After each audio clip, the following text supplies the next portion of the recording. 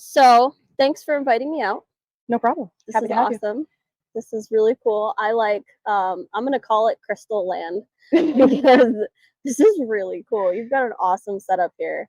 I wish people could see that we were using a tractor tire as This is our stand. Yeah, This the is, tractor tire is the stand for we were talking computers. about setting this up and we're like, all right, we're going to sit here. Oh yeah, we didn't think about where to put the computer, right? No. So she just goes and beasts the tire from the corner and Yeah. she's like, here, we'll just do this. Plop. Yeah, it works. Just like it's nothing. It's perfect. It's crazy. We'll take a picture of it for later. Just for reference. For posterity. Yeah. For reference. I love it. So, all right. I have questions about all of this. Okay. But me too. And we were the ones that built it. Like, I don't know when that happened. It just got there. Yeah. So prior to all of this, let's rewind back in time. Okay. Let's go back to the beginning of Crystal becoming Queen Sherco. So when you didn't start on a Sherco, right? No, I started on Kawasaki. Oh, that's a big change. Yes. All right. KLX 140G. Okay, and when was that? So I started with street riding, less than a year in, transferred into road truck riding. Wasn't on the street anymore, strictly on the road course. And then 3 years ago, someone said to us, hey, you guys should get some dirt bikes. It'll transfer over to the track and you'll get more used to if the rear end moves around and everything else.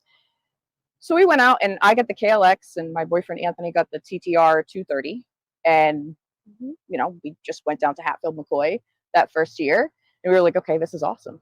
This is really cool. All right. It's a great trail for beginners, by the way. Well, so we, that following May, I had booked a lesson with a local coach, Hans Neff. And I showed up with my KLX and he's like, this bike is too small for you. You need to get rid of this. I go, what do you mean I need to get rid of this? Like, what are you talking about? He's like, your knees are 4 inches above the seat. He's like, you can't grab anything.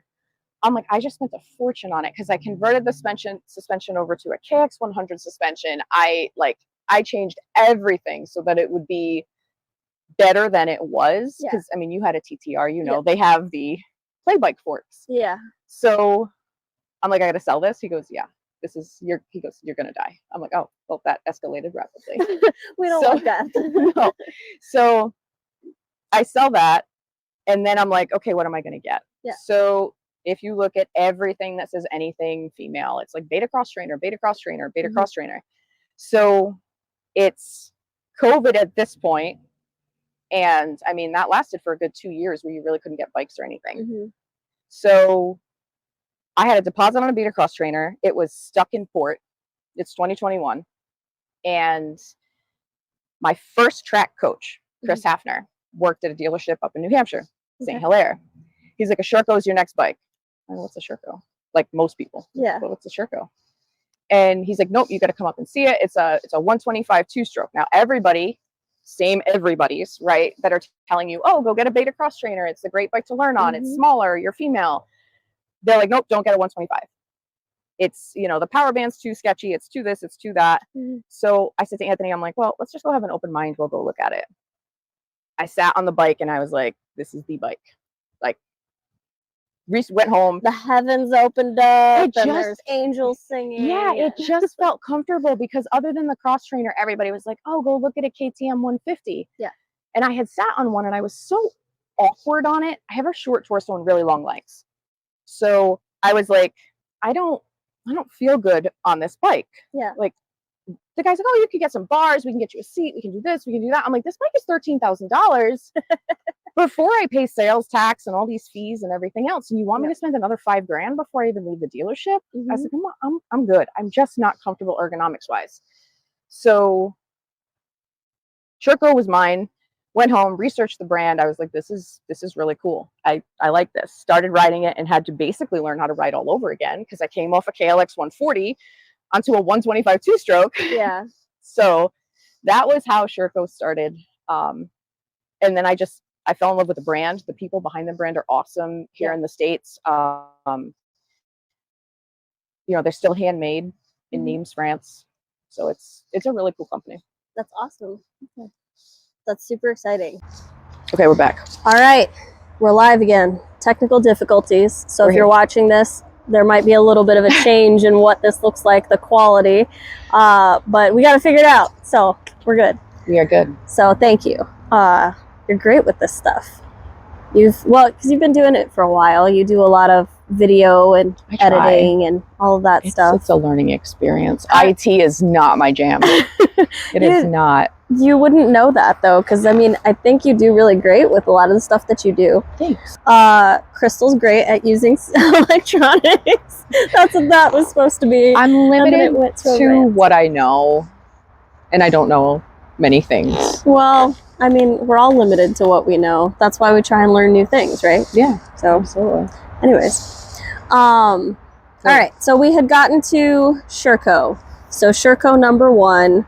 You fell in love. I did. Everything about Sherco was just you. You are Sherco, essentially.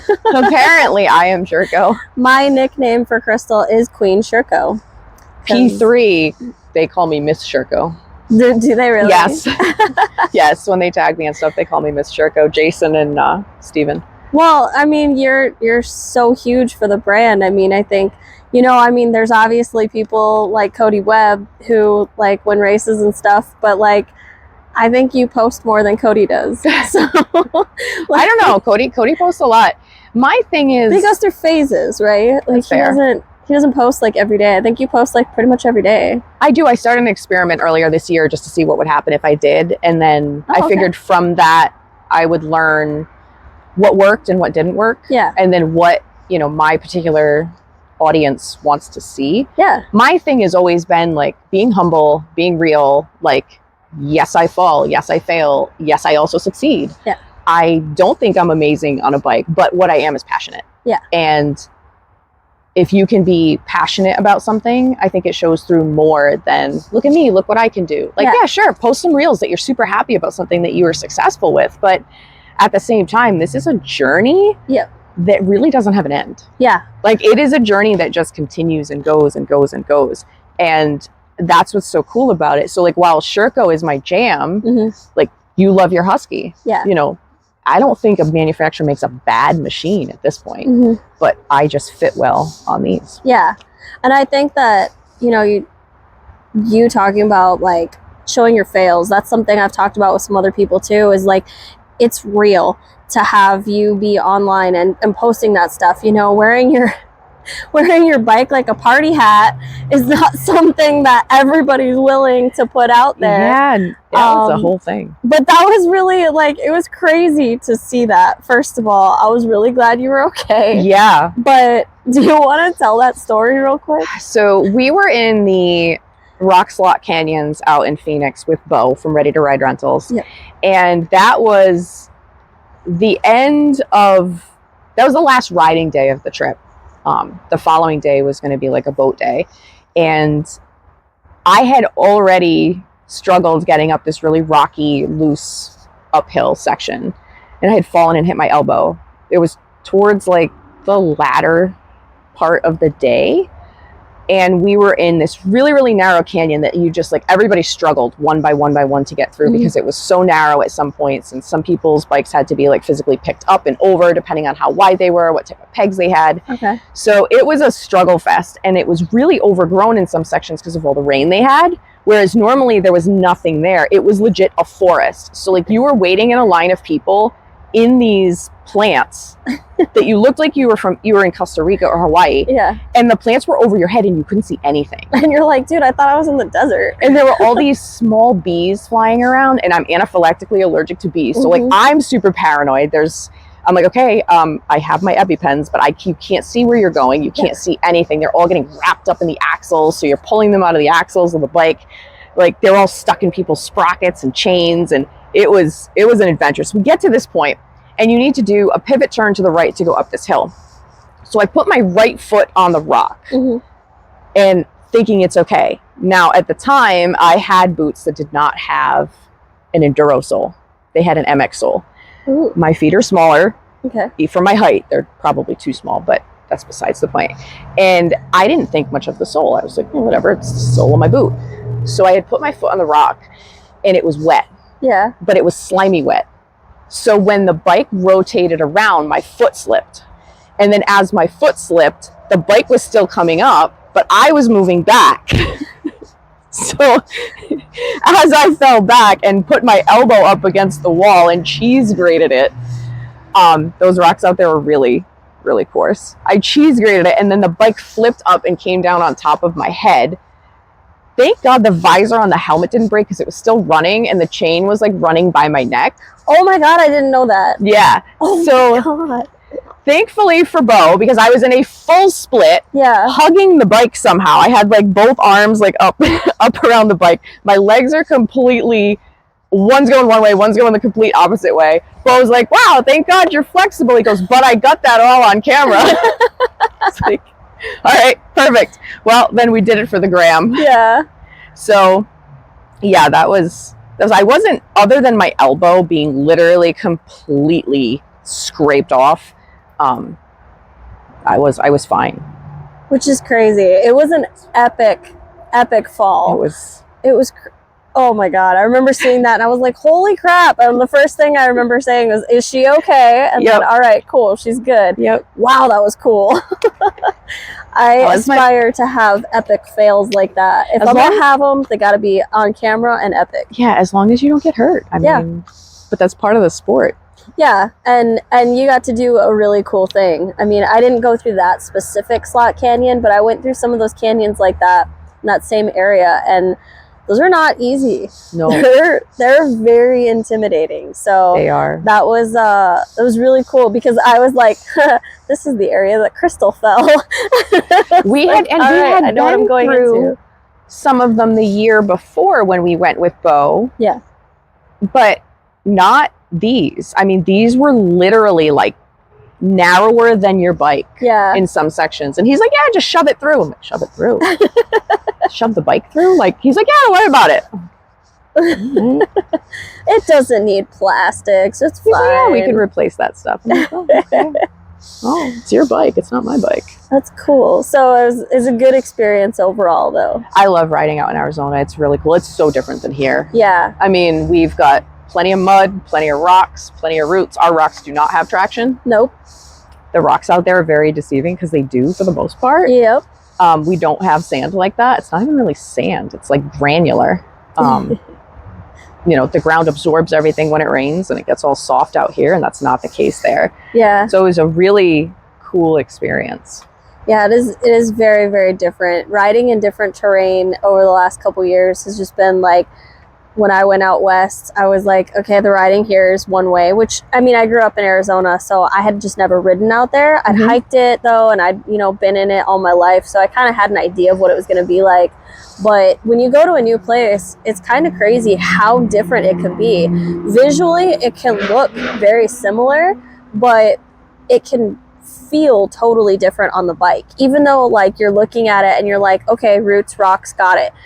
Like you said, some of the rocks sometimes are going to be really slippery and sometimes they're really grippy. And that's really hard to determine until you've, like, ridden through some of it. Absolutely. So, like, traveling the country and, like getting to learn different parts of the country has been really cool.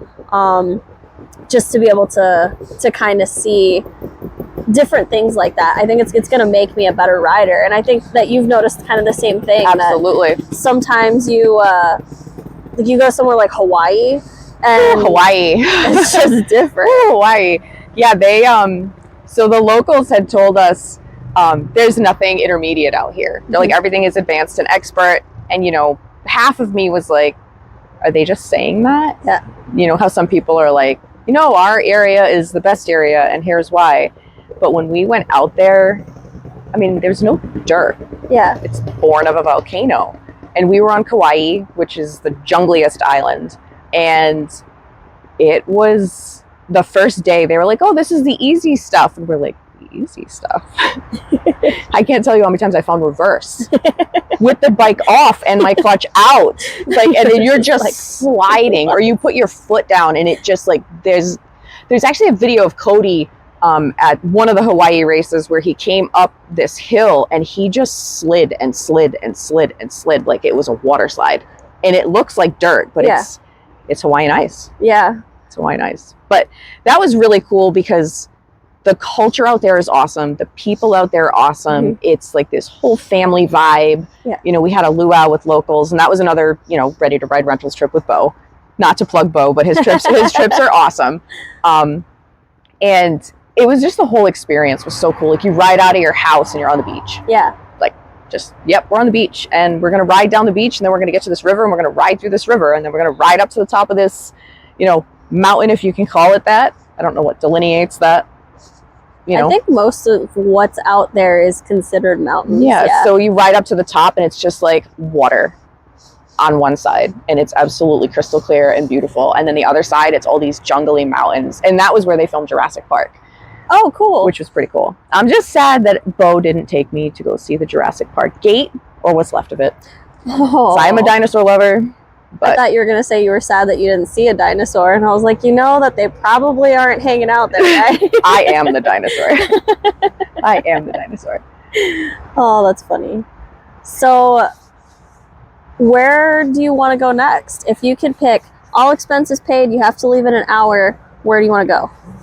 So we already have a trip planned for Iceland in like a month and a half or so. I'm really excited for that. But to ride? Yeah.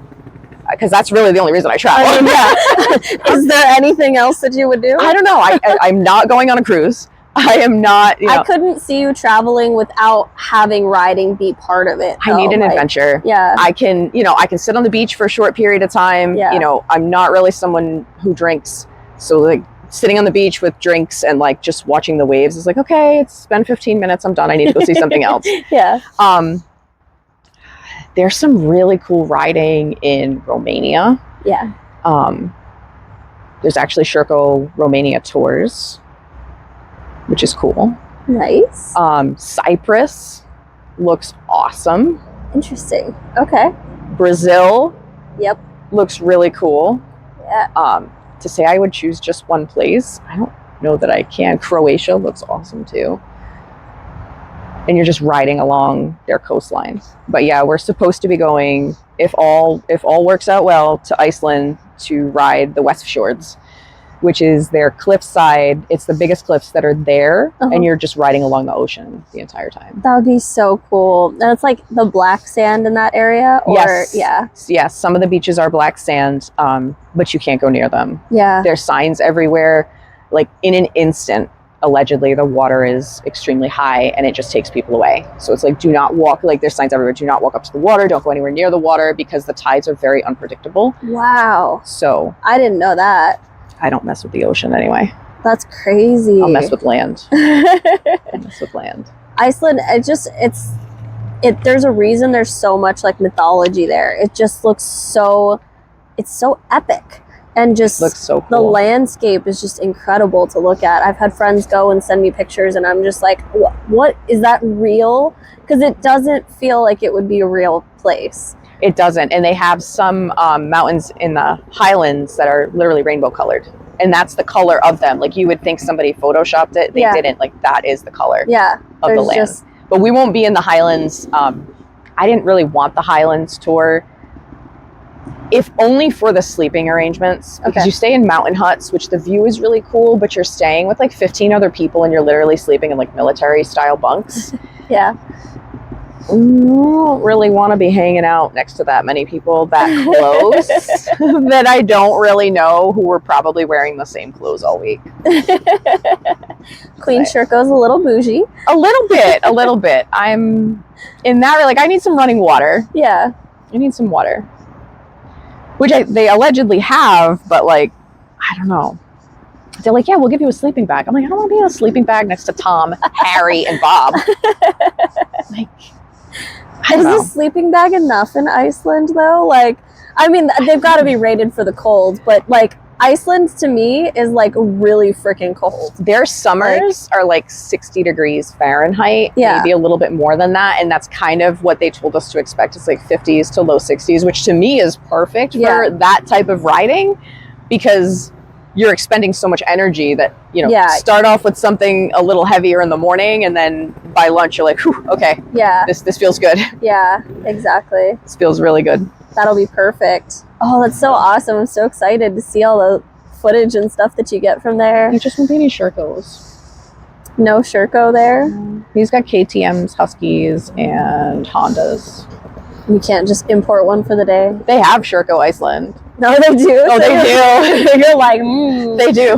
hey, I mean, there's a 500 dual sport now. There you go. It's the brother to this, so. You might have to figure something out. Can you guys get me a 500 dual sport for this one particular week this summer? Just that's the only time I need it. I don't ask for a lot, okay? I don't ask for a lot. I'll get you guys plenty of footage.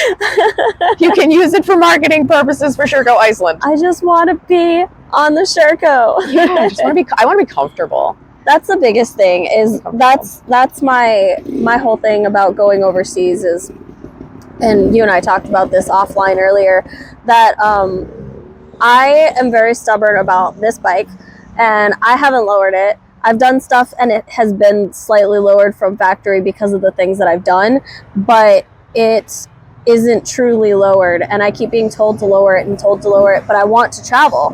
And traveling means I'm renting bikes places, and nobody's gonna have a lowered bike for me, so it's gonna be that I'm riding a smaller bike, like, you know, the 140s or whatever, or I'm gonna just have to deal with it. So with my plans including so much travel in the future, you know, I'm stubborn, and I'm just gonna stick to my bike the way it is, and I'm gonna fall a lot, but that's okay. Yeah, I'm gonna figure out the skills to kind of offset that a little bit, you know, keep working on my balance, keep working on my clutch work, all of the things, you know, try and get myself a trials bike, and you'll be riding that one today.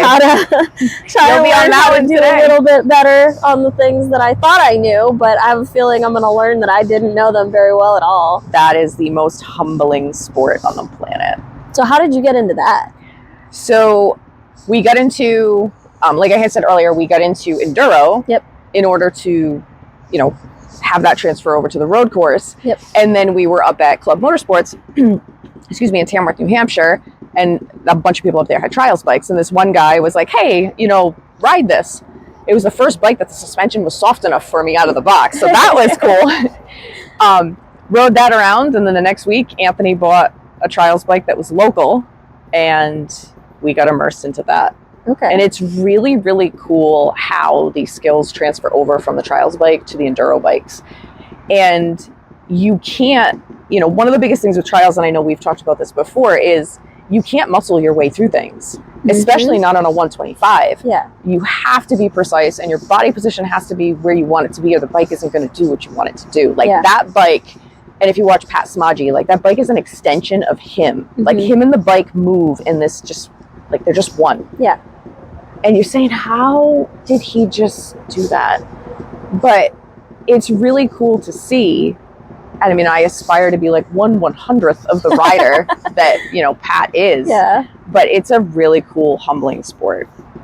It's fun. It seems like it. But everybody that I've met that like has talked about trials, has like gone to an event or been around it a little bit, and then they just get so immersed in it. And it's cool because, like you said, the skills translate so much. And it's definitely something that I want to get into, but I need to get a trailer so I can carry it around, because having my bike on a hitch on the back of my car, that's not going to fit my bike and the trials bike. And then I also want a mountain bike again, and I'm like, I need a trailer real quick. Yeah. Even if you just get something small. Yeah, yeah. We had so we go down to Hatfield every year, and a lot of times we stop in Martinsburg, Virginia, which is, I guess, kind of sort of a quasi halfway point. Seems like it would be a lot closer than it is, but it's still, I think, another like 6 hours or 7 hours to how far south we go for the trail system. And our friend had his KTM 250. I want to say it was a 6 days edition, stolen off a hitch carrier. Yeah. Another friend lost all of his tools and his gear. They took it right out of the back. Jeez. And we were in a hotel parking lot in a pretty populated area. And thankfully we had found most of the equipment and the tools and stuff in the woods, because the guy who had stolen the Tupperware bin out of the bed of the truck didn't know what he was getting. And Yeah. but you know, he didn't get everything recovered, and he had to go buy a whole bunch more stuff. But it's definitely something that I would personally be paranoid about too. Like enclosed trailer, please. Yeah. Yeah, it's definitely, I noticed when I was coming across country this last time, I was like, yeah, unless you have like a whole group of people who like someone can stay with the vehicle, Yes, and like everybody else can go to the bathroom, Yeah. but somebody's with everything at all times, like Yep. that's the only way that it's even semi-comfortable. But even then it's like, not. all right, well now we can't all go to dinner like on the road or something because I'm like somebody's staring out the window, exactly, looking at the bike. But I mean, at the end of the day, that character of human, if they want something, they're going to get it. And Yeah. It doesn't matter how. True. It's just a little harder for them to get into something that's closed. It's an extra step. Yeah, either a trailer or a moto van is next on my list, and then I can get into cool things like trials and stuff like that because I'll have options at that I'm point. telling you, rest in peace to your wallet after riding. Yeah, I know. Today's gonna be maybe rest in peace to like my arm or something. Rest in peace to your wallet. I feel like that bike is gonna like buck me off like a Bronco today. Hopefully not. We'll see. But so all of this here in Crystal Land, this is really cool. I pulled up and I was like, oh my God, this is like heaven. So how much land do you guys have here? We're just under 2 acres. Really? That's it? Yeah. I mean, it's a lot, but like at the same time, it looks like a lot more. It does. I mean, we have a lot of frontage that you really can't do much with, but we made like a small enduro cross style course that the logs Anthony put in there were just way too big. We have a bunch of trials, obstacles, logs, you know, different things like different sizes, things to balance on. That collection there of logs is still loose. We haven't fixed that just yet. I think it's too narrow personally to ride over. I'm not Cody Webb. Cody Webb would just jump that. I was gonna say, I don't think that'd be a problem for him. Yeah, no, we have the spindle over there from like wire for telephone poles. Yep. We've got a lot of stuff. He had that telephone pole piece over there with that really long piece of wood as like a seesaw at one point, and I'm like, you are rolling while that's just that's a lot. It's a lot. It's a lot of things happening at one time. Yeah, and there's a lot of granite here and a lot of rock, which is why they come here for Trials Nationals and the Trials Worlds. Yeah. Because, and if you come down next year, you'll see. But there's a lot of rock here. There is, and you'll see it when we go riding. It's crazy. I never really thought of. Well, I guess to me, the Northeast, I didn't even know there was a whole lot of riding out here until I came out here, and like. But for as much as they hate it, there's still a lot of cool stuff to see in the spots that you can ride. Like when we went out to New Hampshire, I was like, oh, it's going to be like nice and easy and whatever. And like, all right, not so nice and easy. No. Like that was a nice little surprise. And Maine even has a couple sections like that, like the trails that I've been to where like most of the trail's nice and it's like double wide and whatever. And you're side by side wide, and it gets you because you get like into a flow, and then you turn a corner and there's a rock garden, and I was like, ooh, what is this? All right, cool. Yep. But like it's not often. It's not like in some parts of Arizona or California, you know, it's all over the place and you're like just struggling the whole time, but it's kind of nice. Some of them are. Yeah. Some of them are. Some of the trails I could definitely see that. Well, the BT was pretty extreme. I mean, BT was cool. He said that it was like a small section or whatever. BT was cool. I felt like most of that trail was rocky. Well, that's what we have. Yeah. And, you know, we have a lot of rocks. Pennsylvania is just rock. Yeah. Here we have more dirt, but there's some sections that it's just a rock, like a big giant rock, which is crazy. But this is part of like why I like traveling, because I had no idea that New England could be like this, and I actually really love it up here. It's just really expensive, but that's ridiculous. It's really cool. It's super humid. I did not think it was going to be this humid out here. But I think we got a hole in the ozone layer above us too. it's I literally think we do. ridiculous. I mean, I don't know. I remember that somebody telling me that when I was a kid.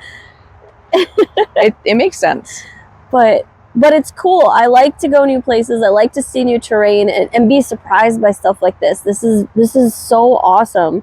And what you guys have built here, like, no wonder you're at the level that you're at for riding. I mean, you really believe a lot in learning, though. So I know you teach, you coach in a capacity. So what do you coach? So I'm an MSF rider coach, which is like novice, never ridden before, wants to learn how to ride on the street.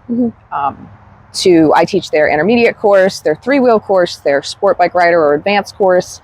So I teach all of that stuff, which to some people it's like, oh, MSF, you know, but it serves a purpose.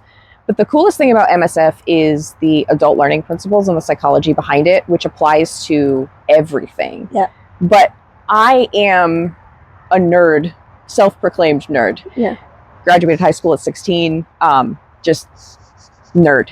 So I love to read. I love to learn. If I'm interested in something, I will completely immerse myself in it, very similar to yourself. Yeah. And learn as much as I possibly can.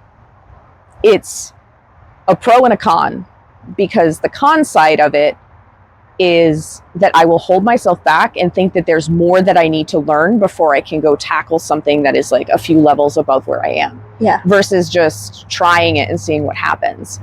And it's a pro because I'm willing to take advice and learn from anybody and everybody I meet, regardless of their skill level, because I believe that there's something everybody can learn from everyone. Yeah. Like, it doesn't matter what level you are. And sometimes when you're a pro, your ability to take that information and translate it to a way that works for someone who has no clue what you're talking about isn't there. Yeah. And you're too advanced and it's so autonomous for you that you don't even know the movements that you're doing anymore. Yeah. You're just doing them. I just do the thing and, you know, I make the bike sound like this and then it goes and it does it. And I have taken, and it's like, yeah, I've taken classes with people or, you know, lessons with people where they're like, yeah, you just, you know, you lift the front end up and you do this. Or the more common one when people are first starting out, put your weight back when you go up, put your weight back. So it's like, if you lean back going up a hill that's really steep, that's not exactly what they mean. Yeah. And it's not exactly a black and white static, this is the way you do it. It's really relative to the terrain that you're in. Yeah. So when someone was like, no, if you put your heels down, and that came from Hans, like, put your heels down, it'll transfer weight to the rear tire. I was like, huh, okay. Makes sense. Now I've got traction, but you want the rest of me to go forward. Yeah. So it's like, but then I'll get so stuck. The nerd part of me will get so stuck in something and I will talk myself out of things that I'm very capable of doing. I just don't realize that I am. So when people are like, oh, you're at this level, I'm like, no, I'm just beginning. And they're like, no, you're not. I'm like, no, I am. Like, no, I am. No, you're not. No, I am. Like, if you put me in a race, I'm C rider, but I'm not fast. I'm not speedy. I'm technical. You're very, I like the technical riding, but I also don't have depth perception, so that lends itself to why I will probably never be speeding through the woods like Josh Strang on a 450 going like 40 plus miles an hour in a single track section. I like to call that mock holy shit. Yeah. It would be mock shit myself. Literally. Like, I can't imagine this motor in the woods. Yeah. I just can't. Crazy. Some of the races that I've been to, seeing how fast those guys can fly through the woods and the trees are like this close together and you're like, there's no way a bike can fit through that. Yeah. And then the precision that they just go through it, and it's just like they're a blur. Like, I don't even understand how that just happened. And a lot of it's vision. Yeah. I mean, not just skill sets, but vision. Like, where are you looking? Yeah. But when people in general tend to get nervous or concerned about something that they're doing, they tend to look directly in front of them. Yep. Yeah. Or jostled about, and then they look directly in front of them and then they stop, because that was what I did a lot last weekend. So, but I was famous when I first started riding dirt, like looking at a certain point on a hill, like I would look halfway up, or 3/4 of the way up. And Anthony was like, you do realize that you're stopping exactly where you're looking. And I'm like, now that you mention it, yes. I made it like, to where I was looking now. That's me on my little KLX, like, oh, that's something, isn't it? So just fix your vision. What little vision you have, just fix it, and then you'll go. Focus a little bit further and further. But that really made a big difference to me when you guys said that last weekend, because like I know, like, and on a normal trail, I do look pretty far ahead, but then when we were getting into that harder stuff, like I said, getting jostled around, and then I realized I was looking directly in front of me instead of ahead. And when you and Anthony were telling me to look ahead, and I was just like able to do that, then I was making it through the section. And I mean, obviously there's a lot more that needs to come with that. There's the for all of us control and everything else. But for that being so far out of my experience level, I had so much fun. You did awesome. So cool. Like it was like I said before, like it's just like a little dabble into the style that I want to be riding, but it was cool to know that it didn't just like kill me. Yeah. Like I was able to make it through and have fun, and I was like, okay, yeah, this is what I want to be doing, and this is the direction. Like I've been doing all this stuff to get towards this point, and it was like, you know, like I said, it was just dipping my toe in, but it was still really cool to know that I'm heading in the right direction. Yeah. Things are working towards that. I'm not perfect. I'm not going to be for a long while, but I will never be perfect. I'm starting. So I will never be perfect. And that's what I was saying earlier. Like this is like a lifelong learning type thing. Yeah. And that's actually something, you know, it's something they say in MSF. And again, everybody makes fun of MSF, but you know, it has its place, but the principles behind it are really what makes it, and the psychology behind it. 'Cause you know, psychiatry is my thing. Yeah. That's what makes it really cool. Yeah. So you and I were able to talk a little bit, and that's kind of where that came from the other day, about mindset. And so when you first started, like how has your mindset progressed from like when you were on the smaller bike? Like when did you start to notice everything start to change for you in regards to that? Change in regards to like you just having like more confidence and like kind of like being able to do those things. You're talking about like you get nerdy and you know, kind of hold yourself back. But I do. But you do have a lot of confidence when you ride. I can see it in your body. Like when did you start kind of moving into that? Was it because you started taking so many classes, or what? I think so. Okay. I think so. If you ask me directly if I have confidence, I'm going to tell you I don't have a ton of confidence. I should probably believe in myself more and think slightly higher of myself. Yeah. In some regards, or most regards, life included.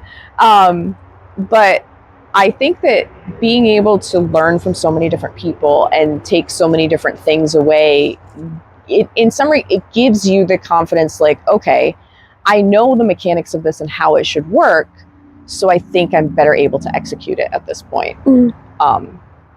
So I think I would say that it came from that. And I mean, I'm very comfortable on the little trials bike, depending on what I'm doing, but it's a super light bike and it's a lot of fun. And then the road course with this, I mean, that's where I started. Yeah. So that's second nature. Yeah. You know, and then you go in the woods and everything is polar opposite. Like you don't lean in. That was going to be another question that I had for you, is like, how do you keep everything so separate? Because like riding on the road is very different from riding in the woods. Like, yeah. Do you have like, you just like click and it's on? I don't know. So like my Kawasaki road track bike is GP shift. So first gear is up and everything else is down. When I'm on that bike, that's what I do. Yeah. And I don't think about it. I just do it.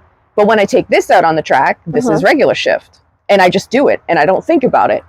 Unless I'm really, really tired. But in the very, very beginning, going from road course to dirt, the body positioning was tough because my nature is to lean in, push the bike away from me, so that I can corner the way that I want to corner. Yeah. Trail braking, all of that stuff. And I do still use that. And I use the foot steering in the dirt, same way as I do on the track. But the body position is something that I would say most people would probably struggle with going from the road course to the dirt, because it's like, no, you don't lean in a corner, you lean out. Yeah. And I'm like, oh yeah, that's right, I don't want my knee on the ground. Yeah. Like that's weird. So I would have a hard time with that. And I think I did when I started riding street. I was riding the street bike like a dirt bike. And my friend told me that one day, and I was just like, I didn't know what he meant, because I didn't really know about body positioning at the time or anything, but I knew a little tiny bit. And he told me that, and I was like, that's a weird thing to say. And then I started learning more about it, and I was like, okay, now it makes sense. We see people that come through because we're a state where you have to take the MSF course to get your license. Yep. So we're a class for permit state. We're one of only a few that do that. Everybody else, you just go take a test and you can go get your permit with no experience whatsoever. I digress on the safety portion of that, but that's the nerd in me. But we'll see people who come from a dirt background and they're pushing the bike into the ground to make regular corners at speed, or like tight corners, and you have to tell them like, no, your hard parts or your pegs are remarkably lower on this than your dirt bike. If you catch a hard part in a pothole, we get a lot of those here in New England. Yep. Right, that's not going to end well. You know, you want to maximize the contact patch that's on the ground at any given time. Where in the dirt, like, it's okay if things get loose. Yeah. Like, that's not a problem. That's so crazy. Like, you would think it would all be so similar, considering, I mean, it's all bikes, but it's not. There are things that cross over, though. There are things, but... And I do think it's probably easier to go from dirt to street. Yeah. Yeah. Okay. I do think that. Especially if you started young. Yeah. And I didn't. I wish I did, but I can't go backwards. How old were you when you started riding? I've been riding for 11 years now. So okay. I was in my late 20s. Cool. So like me, I started in my late 20s as well, but I didn't actually really start getting seat time until a couple years ago, because I was in school full time and I worked full time and I did the whole housewife thing. And it was just a lot of stuff. So I rode like maybe 4 to 10 hours a year for those first like 3 years. So it's really in the last like 2 years that I've gotten some actual seat time. I would say the same is probably true for me. That lesson that we had taken with Hans in May of 2021. And then we did like a couple more, 2 or 3 more like riding things that year. Yeah. But 2022 was really where we started, like, so it's been about 2 years. Yeah. It's crazy how quickly you can progress. And like you said, there's so much stuff to learn. Child's bike. Child's bike. I get it. But yeah, there's so much more to learn, and like I'm leagues ahead of where I thought I could ever be on the bike. Like Same. I never thought I was going to ever end up on a full-size bike. Like I kind of had like a self-limiting belief there, and I'm really glad that I finally got out of that, because I have so much more fun now. I have lots of self-limiting beliefs. I specialize in those. We need to break those, We do. they're there, and part of it's like safety, and like you said, you nerd out, and I totally get that about like being in your head about like, okay, well, I don't really know if I can do this. Like I've seen it 1,000 times, or like in my case, like I've read it, and I know how to do it knowledge-wise, but then can I put that into effect like in person? The less I think, the better I do. Yeah. But as females, and this is the psychology portion behind it, we will overthink everything. Yep. To the point that we talk ourselves out of it. Yeah. And it's just innate to who we are as humans. Whereas males, prefrontal cortex develops a little bit later. Impulse control is a little bit less. So they're like, woo, let's send it. They just go. Yeah. Yeah. Yeah, I think it's always really interesting when you start looking at psychology behind things, why people do the things that they do, the way that they do them. Right. And so seeing that in dirt bikes, it's fun to be able to talk to you about that, because like you kind of know the principles and everything behind it. Like I know a little bit, you know all of it. So it's cool to like touch base on that. The brain is still a very misunderstood organ when it comes to science. Yeah. Very It's incredible. misunderstood. Well, and then you had an injury recently and you're healing up from that. And you were talking to me about some of the stuff that you had to do for like your therapy. And I was like, I don't know if I could even do that not hurt. Maybe my brain is hurt and I don't know it. But Yeah. like having to do multiple different things at once, like that's a lot to do. You do something different with your feet and then you have to throw something, and then you were talking about doing math and I was like, no. My body just revolts. It's dual task stimulation or cognitive motor training. In some senses the terms are used interchangeably, and some they're used completely different. It depends on what you read. So they're doing more studies on it recently, and it's because when you look at concussions, everyone used to think that a concussion was a coup contra coup injury, or your head goes forward, your brain, which they thought was completely mobile inside your skull, went and hit the front of your skull, and then when you went backwards, that was your contra coup, where it would hit the back of your skull. Now they're understanding it more to be what's known as a diffuse axonal injury, or the axons, your pathways for communication, it's a rotational injury. And those axons, just like a bridge on a highway, if some of the lanes are shut down or the bridge needs to be repaired, the information can't get from one side to the other. So when people have concussions, depending on the grade of concussion that they have, whether it's 1, 2, or 3, they have differing levels of ability for parts of their brain to communicate with each other. So if you just ask somebody who has a concussion to raise their hand, they're capable of raising their hand.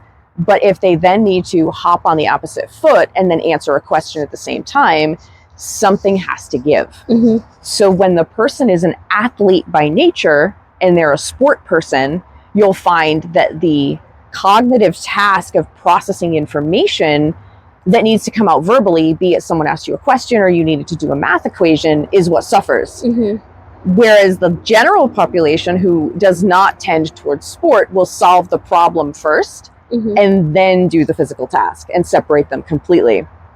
So doing that type of training is it's something. Like you said, there was my trainer, we have a agility ladder, and he's like, okay, I want you to do this foot pattern, and then it was like 2 or 3 levels more complex than that, and then it was, I'm going to throw you this ball and I want you to catch it with the hand that I tell you, while you're solving a math equation at the same time.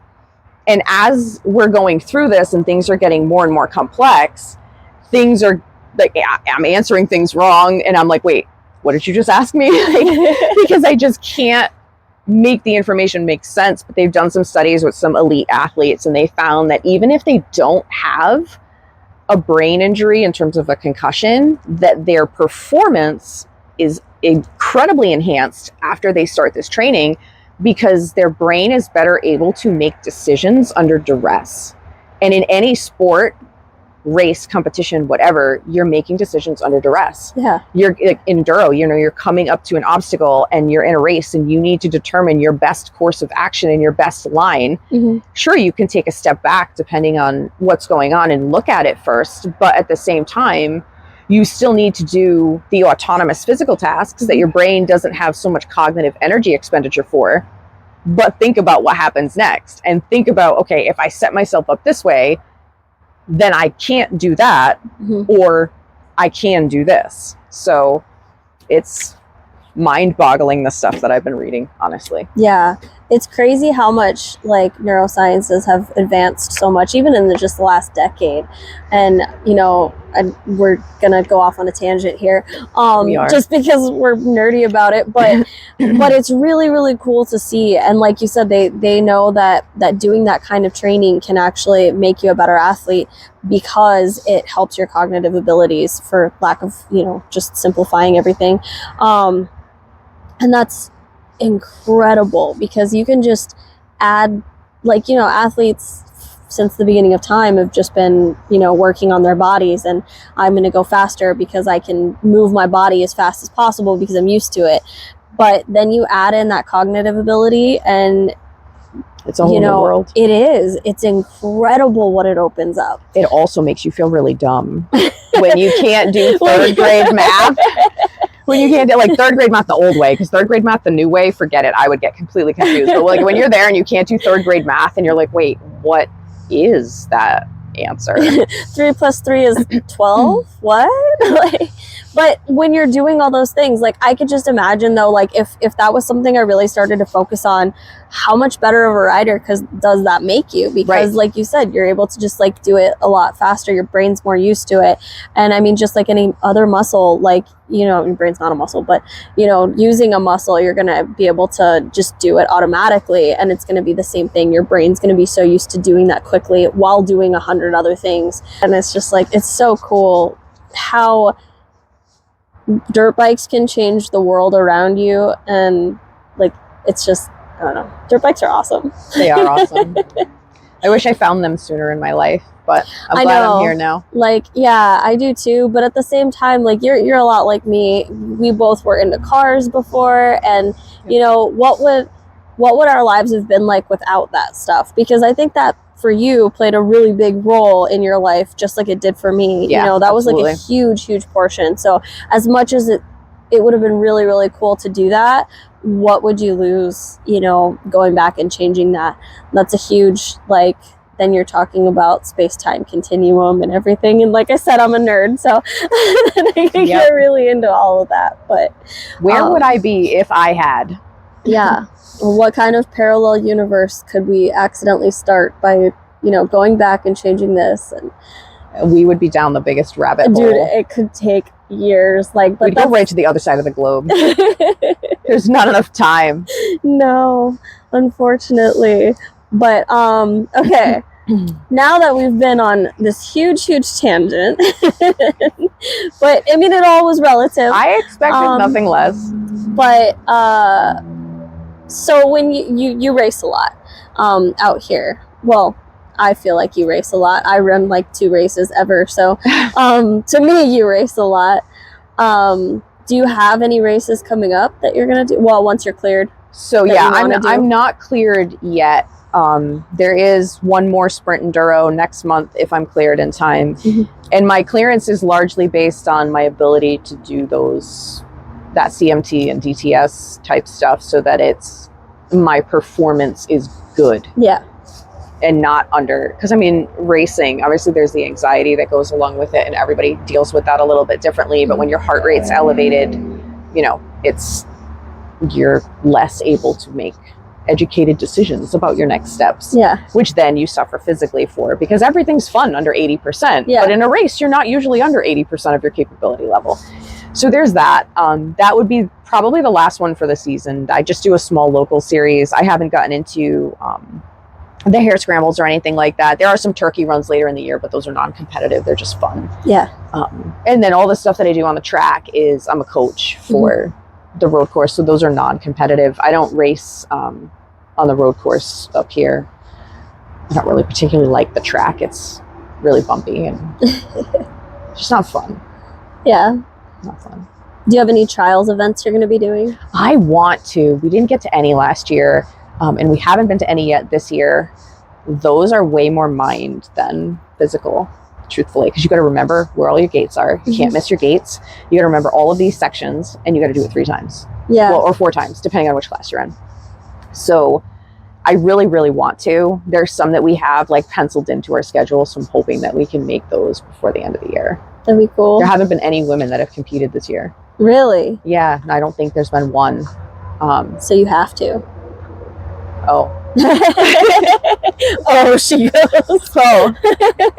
Oh. That's awesome, though. Like, but you could be the first one this year. You know, that'd be. I wish there were more. It's just, it's a niche sport here in the U.S. compared to Europe. Like Europe, it's like, yeah, trials. Yeah. You know, but it's very niche here. I feel like I've seen a lot of women out west doing it. Yeah. Like I've seen a lot of videos of like women in like Utah doing it. I think it really lends itself to the areas that you're able to ride, that are legal, that are accessible, the amount of dealerships and support that you have in the area. And we really just don't have that here. Rhode Island doesn't have any areas that are legal to ride unless you know the person who owns the land. The Rhode Island Trials Club can ride down in Exeter. They have like a memorandum of understanding with the state. And it's a great area to ride, but you can't ride there unless you're in an event or you're part of the club. Massachusetts has a handful of riding areas. They're all enduro, but you need an OHV permit for that. Connecticut, you don't need an OHV permit. You need a plate, a license plate. So yeah, what are we riding there? New Hampshire, as you know, you can get an OHV permit and you can ride there. Vermont is similar. Maine is similar. But even still, it's really geared towards those 3 states are snowmobile. Yeah. So it's a lot of double track.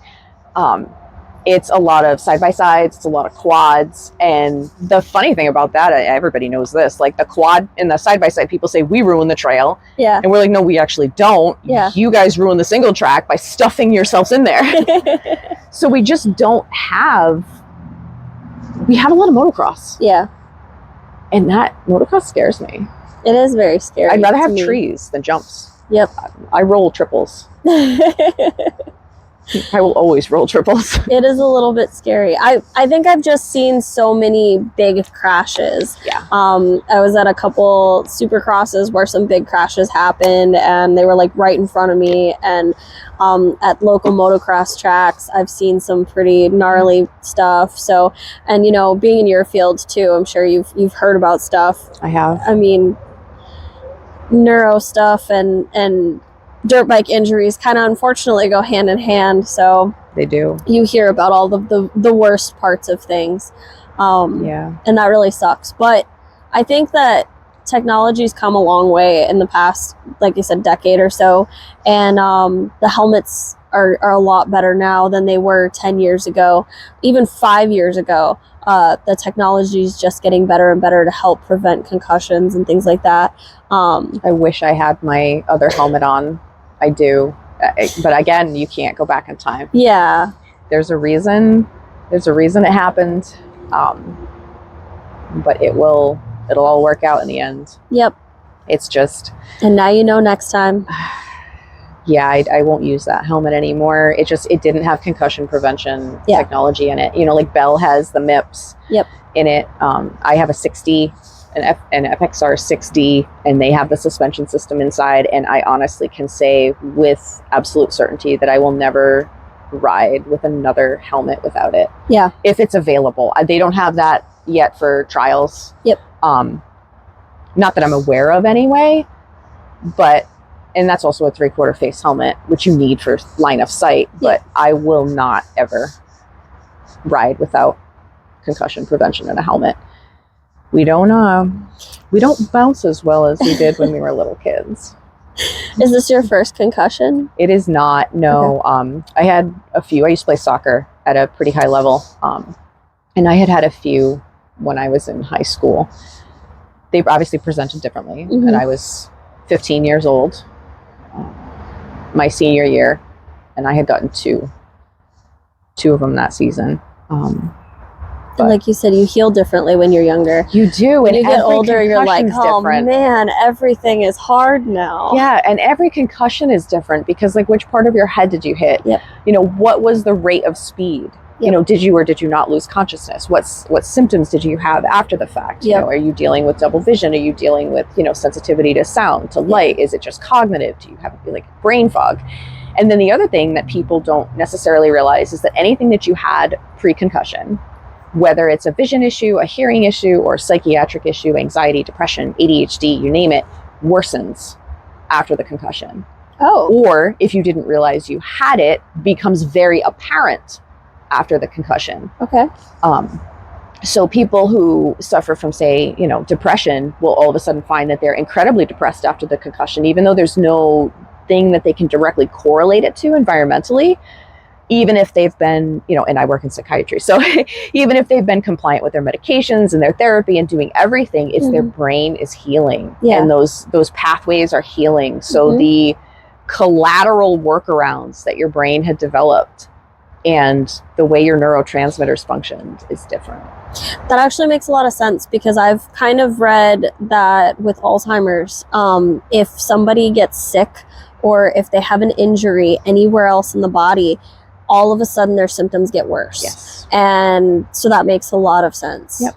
That's crazy though to think about it. I guess I didn't really correlate that to anything else, but no, and you probably wouldn't unless it was something that you or someone you were close to, Yeah. you know, friend or family or whatever, was experiencing, because why would you? Yeah. Like, what, you know, you think I'm buying a helmet, and you know, the helmet that I was injured in was a $600 helmet. Yeah. Which isn't cheap. Yeah. Are there helmets that are more money? Yes, there are. Not significantly more money, maybe a third more. Yeah.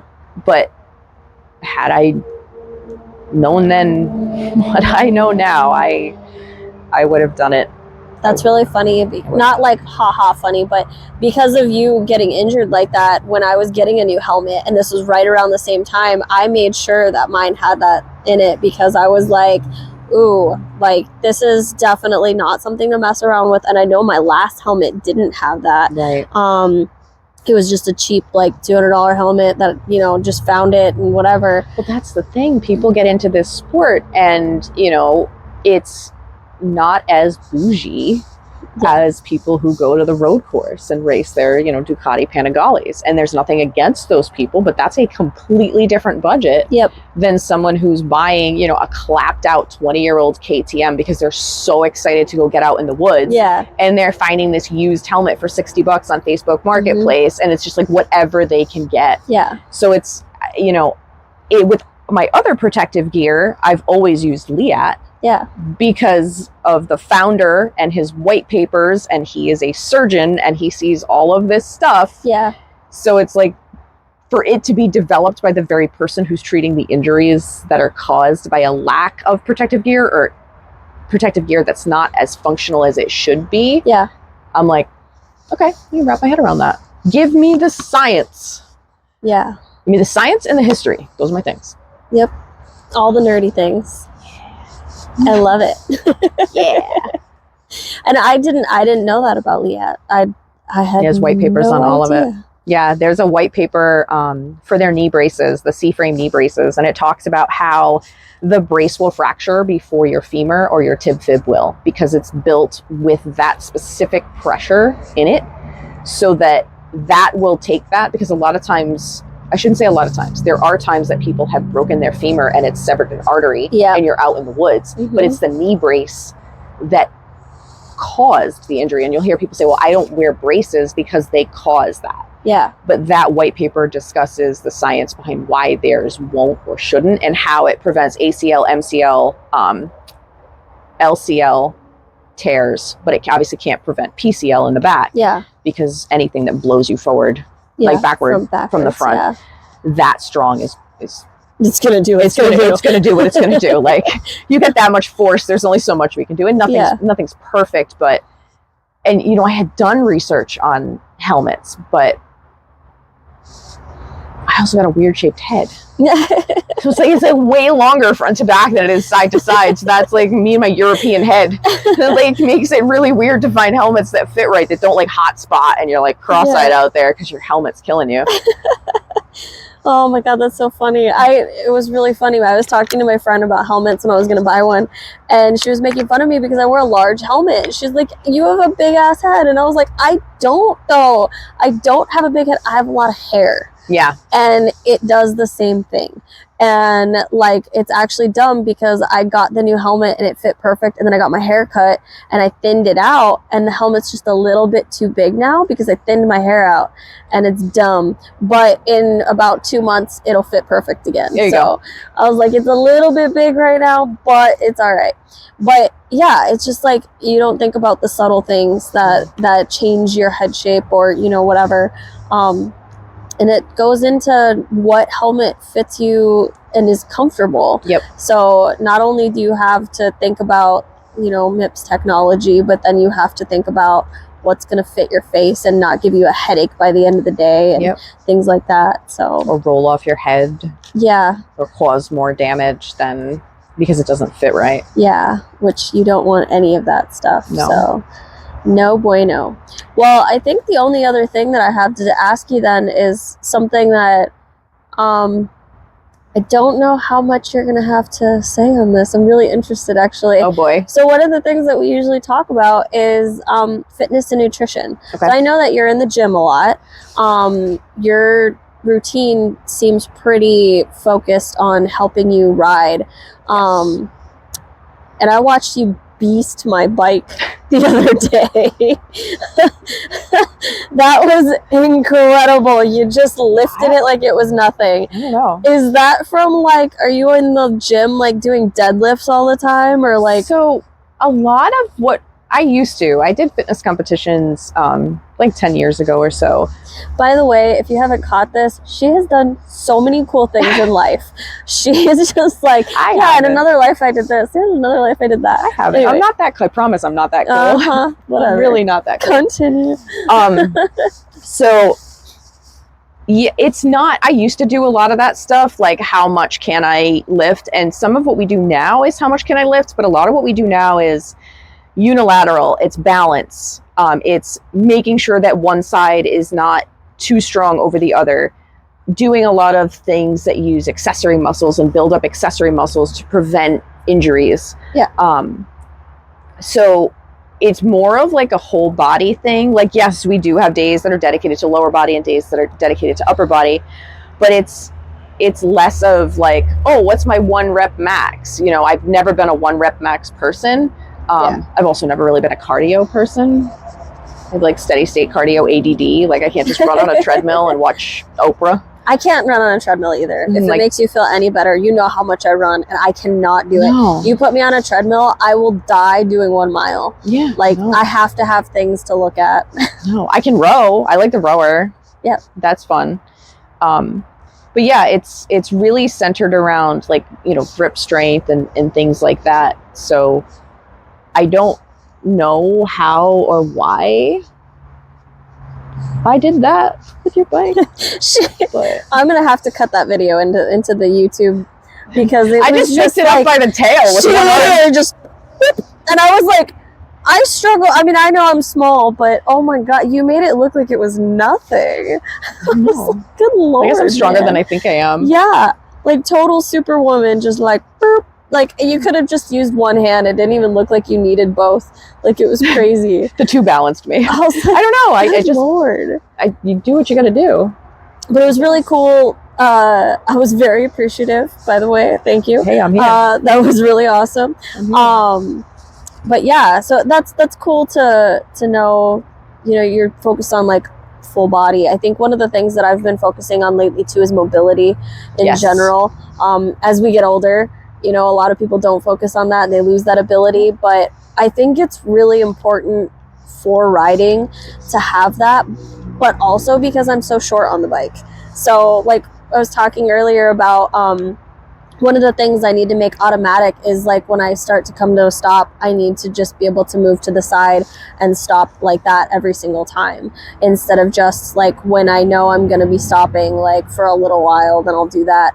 Usually I'll try and find a rock or something, but I just need to do it every time. Yeah, because that'll be a big help. A lot of the unilateral stuff that we do, like we'll do unilateral stuff with boxes and kettlebells, like cross patterns with your feet to simulate stuff like that. Yeah. But it's also working on hip mobility, and it's working on, you know, expanding your upper body at the same time so that you're not crunched over and you're not in a deficit in any given point. That's really cool. So I like that. It's very, like you said, whole body. Yeah. It's not just 1 rep. It's not constant cardio, which is, I mean, I do a lot of cardio, but I'm also trying to focus on other things too. Make sure that it's not just, make sure it's not just the one focus, because I could just focus on running and that's great, but that's not going to help me lift my bike. Nope, I work out so I can pick my bike up, because Lord knows I drop them. And that's kind of the reason I started working out a couple years ago, is because I was picking my bike up a lot because I was dropping it all the time, because I was only going out 4 hours a year. And so like for that 4 hours, about 2 of that was picking up my bike. Yeah, you got to be able to deadlift 250 pounds. Yeah, and as you're tired, with your heart rate already at 180. I think that going back to what we were saying earlier about discipline, I think that, or mindset rather, I think discipline comes out of riding, because if you're going to make it through a trail and you're like me and you're stubborn and you're going to push and you're just not going to give up, you have to have that kind of discipline to just be able to focus and push through. And it can't be like, somebody and I were talking about motivation the other day and how motivation like is fleeting. Like you can be super motivated to go on a ride, and the first like 10 times you drop your bike, you're going to be, that motivation's out the window. Yeah, man. You're not motivated anymore, especially when it's hot, especially when you run out of water. Like what's going to keep you going? It's going to be that discipline, and it's going to be your ability at that point, because, you know, by the time you're out in the woods like that, for me at least, I've already put in the time in the gym or, you know, running or whatever I've been focusing on. And so what you don't work on is going to show during those times. And the more, to me, the more you learn, the less work you're actually doing on the bike, because you're not fighting the bike. You're working with the bike in unison. And that's another reason why I hold myself back a lot, because I'm like, no, but I need to know more. Yeah. I need to do more. I need to be capable of more. And be the most efficient on the bike. Yeah. Yeah. And I heard something, I want to say it was Enduro Method. They had said it in a podcast, and they were talking about going out and trying an obstacle. And one of the questions was, you know, should you just repeatedly keep trying even if you're failing? And the answer was something along the lines of, go out there and try. And if you failed a few times, don't continue at that point. Go out and do something else. And then go back to it, because what you don't want to do is make that failure muscle memory, and then that continues to happen. And then not just the muscle memory portion, but the, you know, brain and the cognitive portion of it is, I'm not even capable of this. Yeah. So it's like, take a break, come back. But I'm almost positive it was Enduro Method, and that was a pretty cool way of thinking about it. Like, give it a try for 3 or 4 times, or however many they said, and then back away from it, do something else, and then maybe in, you know, 45 minutes, 30 minutes, whatever, go back and try it again. Yeah. But try it again with a fresh mindset. And whether what you do instead works towards it or not is entirely up to you. See, and everything comes back to the mindset. Yes. Everything is about mindset lately. Which I have one. They found that in the MRI. I was pretty astonished. And I thought the woman was going to come back and be like, cobwebs? You're an anomaly. You've been just, you know, going around, nothing in there. Now, in structure, it was normal, but MRIs don't measure the function. So true. But you know it's there. I think it's working pretty well. I mean, you've done so many things, like I said, in your life. Like, I think that it's got to function pretty well for all the different things that you've done. My motto is, I can until I can't. And I was not dealt the best hand of cards when it comes to health. So when I was younger, I wasn't able to do as much as I probably would have done. You know, growing up as an athlete and a dancer, ballet dancer. So it's like now I'm making up for lost time. Yeah. And I can until I can't, because you never know when the can't comes. Yeah. And actually, I was just telling somebody that the other day, is that I had this whole like almost 1.5 year time period where I couldn't do a whole lot because of my issues medically. And I was at the point where standing up hurt some days. Yeah. And I was just like doubled over in pain, and I physically could not. It's not that I didn't want to. It's not that I didn't have the discipline. I had been working out, and I remember the first time doubling over in pain was, we were in Wyoming. We had been riding all day, and we went out on a hike, and we got done with the hike. We got back to the car, and I was like laying on the floor in front of the seat because I was so curled up because I was in so much pain. And that was the start of it. And I remember that being like, you know, the decline after that, essentially, because there was a lot of other stuff that happened, but I got to the point where I couldn't do anything. And now I feel like I push myself so much, and I don't like just going and sitting and watching TV. I hate it. I hate TV. It bothers me, not because like I have ADHD or something like that, which I probably do, but because I lost that time, like you said, and now I feel like I need to make up for it. But also, I have somebody in my family who's very close to me who can't do a lot of things physically, and you know, he's in a wheelchair, and it's my brother, for those that don't know. And we got really dangerously close to losing him last year. And that kind of sparked something in me that like, he can't do these things, so I need to. And that's part of what all this travel what was born out of, is that he can't travel and do these things, but I can, and I can share these experiences with him that he's not going to be able to do right now because he's in the hospital, you know, or, you know, wherever he is at the moment. But I can share those things with him and I can do those things. So it kind of gave me a lot of motivation in the beginning. And now I have the discipline to continue and do these things and do this travel and do, you know, riding, because I've been inspired. And that's kind of what all of these stories that I'm helping share are about. It's, you know, you don't know what your story is going to inspire in somebody. And just talking about like, you know, you getting into riding and how you did and all of these little things, you know, maybe somebody else out there is like a super nerd and they're like, oh, you know, like I'm never going to get it. But hearing you talk about it, it might break them out of their mindset. You know, you never know. No, you're right. I don't usually talk about medical stuff on my Instagram. I know some people do. They're like, here's the stuff that I'm battling. I don't usually advertise it much. And there's nothing saying you have to. No, you don't have to be out there and being like, you know, this is what's wrong with me, A, B, C, D, or whatever. Oh yeah, no. Like, but if people knew, like, hey, you know, she had cancer before, and this is the stuff that she does. Yeah. You know, or this person had this, and this is what they do. Yeah. You know, like, there's a guy out in, I want to say he's in Sweden, and he's got one leg because he had osteosarcoma. He had bone cancer. Wow. And he rides a Sherco and he rides enduro. And he does really well. And you want to talk about how hard it is to balance when you've only got one leg. I mean, his leg is amped just below the hip. So Does he ride with a prosthetic? No. Just a... Yeah. Okay. He's such a nice guy. He's super awesome. He's super passionate. I mean, the bike is beautiful the way that he has it done up. Yeah. But you know, talk about resilience. Yeah. Right? You know, doing the thing that you love to do, and that's something that, you know, a card he was dealt, but he didn't let it stop him. So. Yeah. I think it's incredible.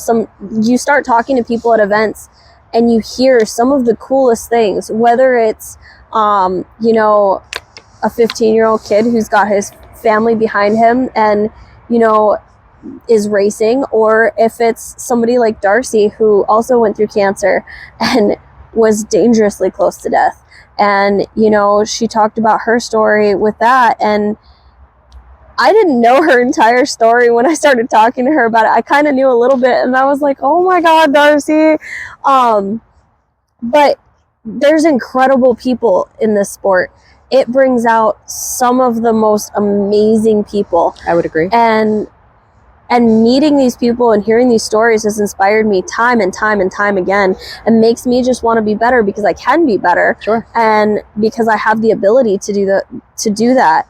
And I just like, I want to be able to go and ride with Darcy one day and do justice. Like, I know she's the sweetest person in the world, so she's just going to ride with me no matter what. Right. But it would be cool, like, if I could keep at her pace, you know, and it's that much more fun for both of us, then that'd be cool, you know. And if I could, like, maybe pass her, because she's like a hardcore racer. Yeah, yeah. And so she's fast. So I just, you know, maybe pass her a little bit and give her some motivation.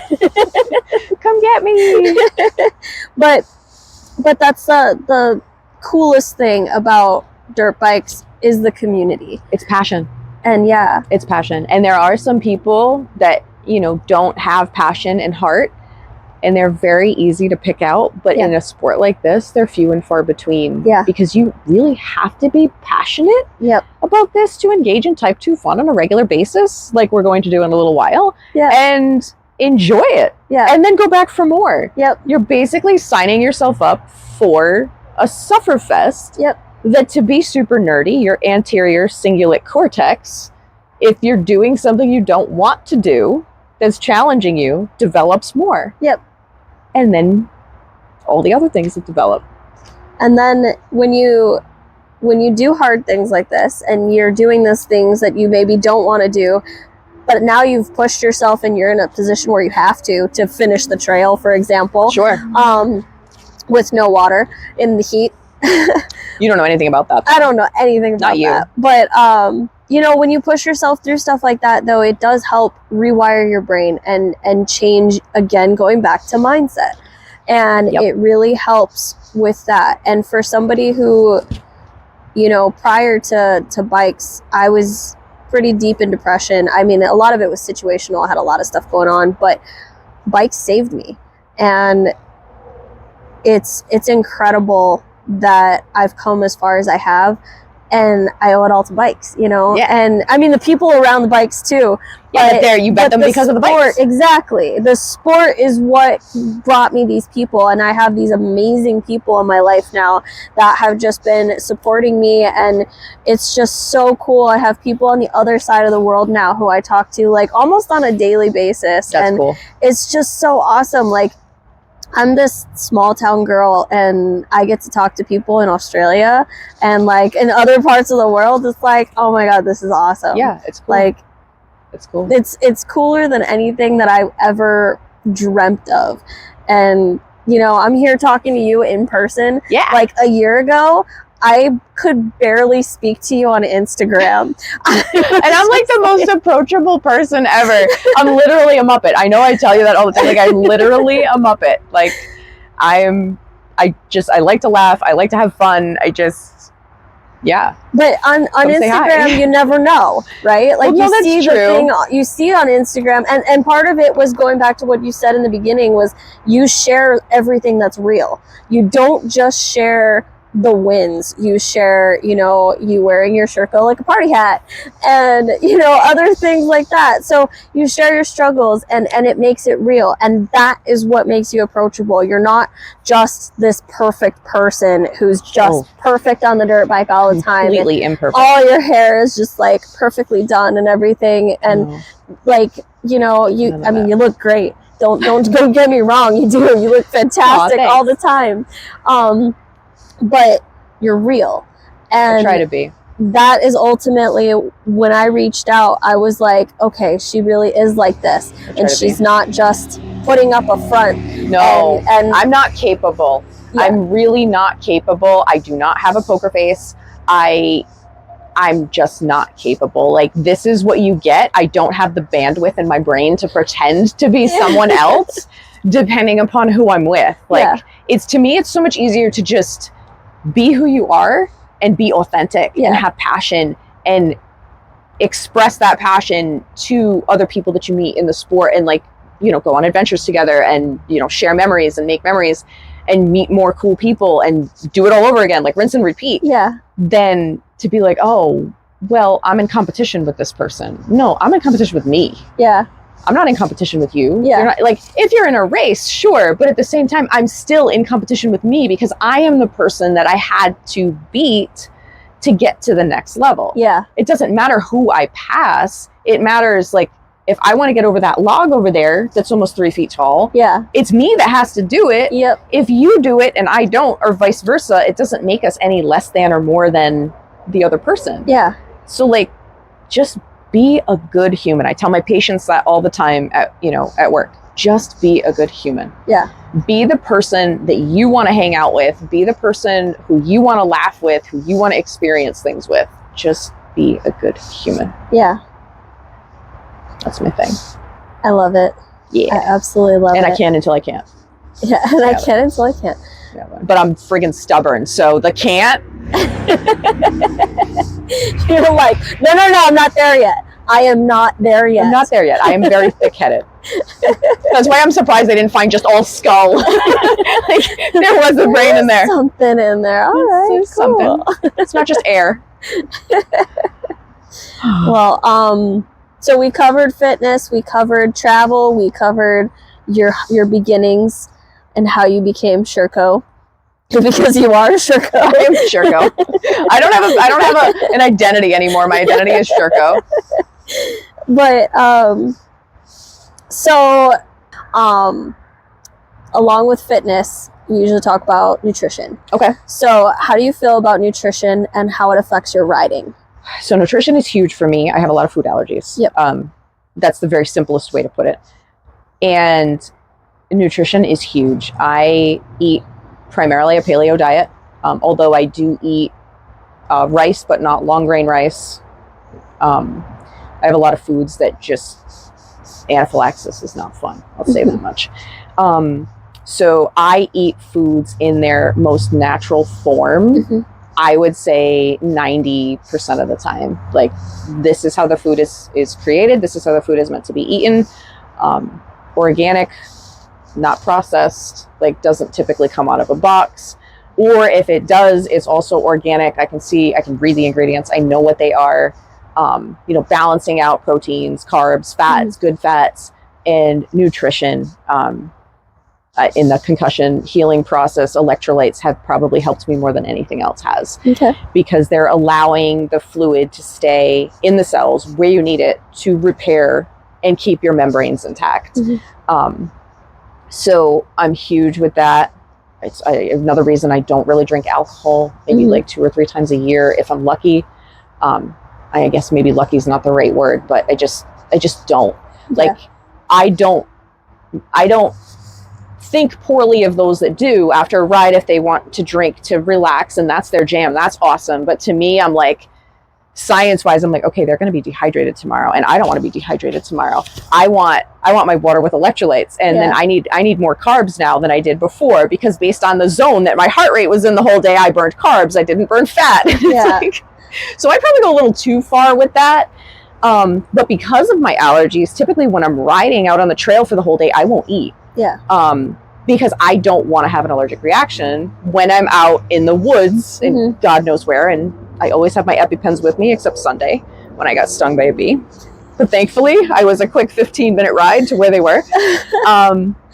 But which is a lot for anaphylaxis. I mean, it is. A minute can be a lot. It is. And thankfully, I was desensitized to venom in the ICU, which helped remarkably with my reactions. Not a fun time. I wouldn't recommend signing up for that unless you absolutely need it. It's like, hey, we're going to admit you to the ICU for the day, and we are going to inject you with increasing amounts of venom that you are anaphylactically allergic to, but we'll treat you if anything goes wrong.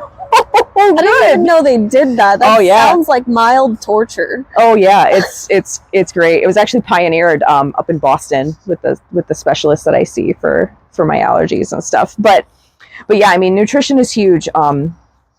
At the end of the day, once I'm done riding, I'll eat more. I know some people are like, eat clean, eat this before a race, not that. Like, eat what works for your body. And I don't know anybody that fried foods work for their body. I just don't, It's like, treat your body good and it'll treat it back. I'm huge in supplements, huge with supplements. Like, everything needs to be balanced. Vitamin D is a hormone. You need this much vitamin D in order to have your brain do all these processes. And I can go on a soapbox for hours about this stuff. Like, what's your vitamin B12 level? Where's this level? Where's that level? Like, and all of that ties into how your body feels and how your body performs and how much cortisol you're releasing when your body is under stress and tension. And yeah, obviously I'm really passionate about that. Yeah. Which is why I kind of wanted to touch on it. We could probably make a whole separate podcast on that, truthfully. Yeah. Well, and it's huge for the people that really do care about it. Because a lot of the times, and like, I understand people who race, if you're more family focused and it's not your job to race, you're going to eat very different than somebody who it is their job to race. Absolutely. Unless you're Billy Bolt, and then he just kind of eats whatever he wants. God bless him for it.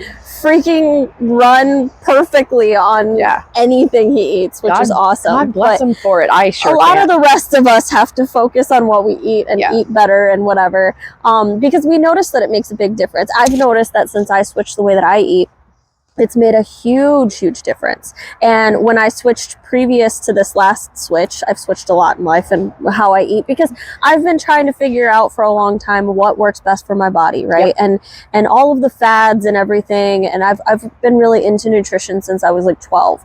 Now, part of that was born out of an eating disorder and needing to learn how things worked and the nerdiness, right? But I did battle an eating disorder for the better part of 16 years. And it was a lot. So logically, I know how the body works. I know how things work, due to my degree and everything like that. But my own brain wouldn't take that information. Like, I could tell somebody else, but I couldn't make it work for me. And but over the last couple years, I've been able to kind of tweak things and fine tune things. And I've got to a point where I've really been able to feel good, to feel fueled, and not just eat. I don't see food as just something to do anymore. I see it as fuel for the things that I want to do. And like I said, a lot of that came out of me being so sick, and I had put on a lot of weight because of not being able to move and things like that. Sure. And so going back to my roots of nutrition really, really helped me feel good again. And once I started running and dropping weight and everything, I noticed that if I changed the way that I ate, it changed how I felt. So having more carbs was good sometimes, but then like certain times of the month, I had to drop it. And then now I'm eating a lot more meat and protein than I was before.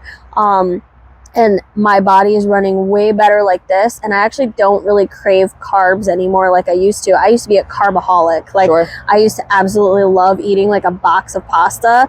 Oh my God, it was terrible. But I was like, oh, well, I run a lot, so it's okay.